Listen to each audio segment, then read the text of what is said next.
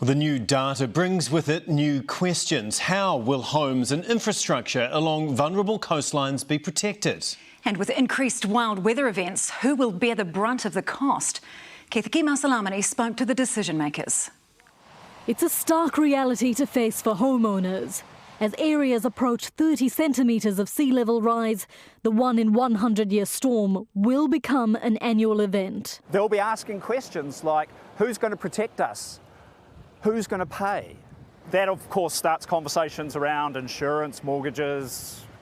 But will homes affected by sea level rise even be covered? Head of the Insurance Council, Tim Grafton, says standard house policies do provide cover for sudden and unexpected events, like fires, earthquakes, tsunamis and even storms. But the sea level rise on its own is not covered because it is not sudden and it is not unforeseen. Insurance companies are also starting to track storms and coastal flooding caused by rising sea levels. Events are happening more regularly, they're more severe and they're costing more to return back to where we were when we started. Amanda Whiting gives the example of Westport, which saw 2 1 in 100-year storms in a single year.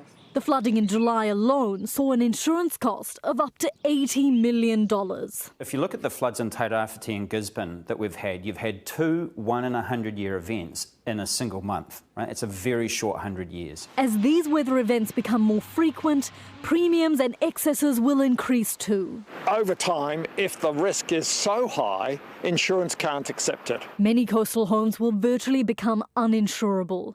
Tracking the vertical land movement, the scientists found if nothing is done to reduce carbon emissions, key pieces of infrastructure are at regular risk of coastal flooding 10 to 15 years earlier than expected. Which could cause flooding of Auckland motorways, like the Northwestern Motorway, to occur about once every year instead of once every 100 years. In Christchurch, South Brighton is sinking, and up the coast in Kaiapoi, it's doing it at a rate that'll double its annual sea level rise.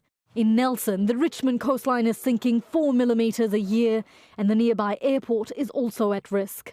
There are similar issues along the east coast of the North Island too. As we fly into Napier's newly upgraded airport, it's obvious just how vulnerable it is. As you can see, Napier Airport behind me is built on marshland, soft sediment. Add to that, it's on a tectonic plate that's moving downwards. And this new data shows us this land is sinking by around 4 millimetres a year. So while 30 centimetres of sea level rise was expected around 2065, now it's expected in 18 years.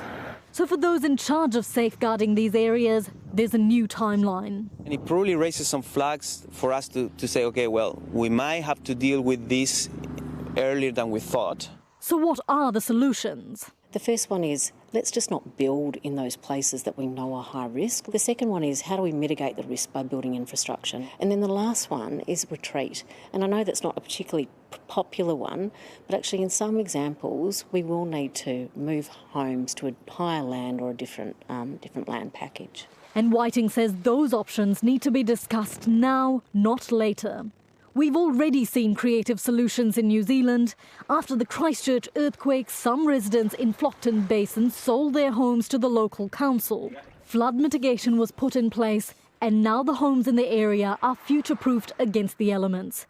Conservation Minister James Shaw says we're likely to see communities get litigious. You know, various groups are going to start taking, whether it's local authorities or central government or businesses or others, to court to say, hey, you need to be taking account of these decisions because you've got a duty of care over these communities. The scientists hope the data will fast-track plans to mitigate climate change. To be forewarned is to be forearmed, so the science gives us warning, and there's still time. But only if we make use of it. Kiwis, Newshub.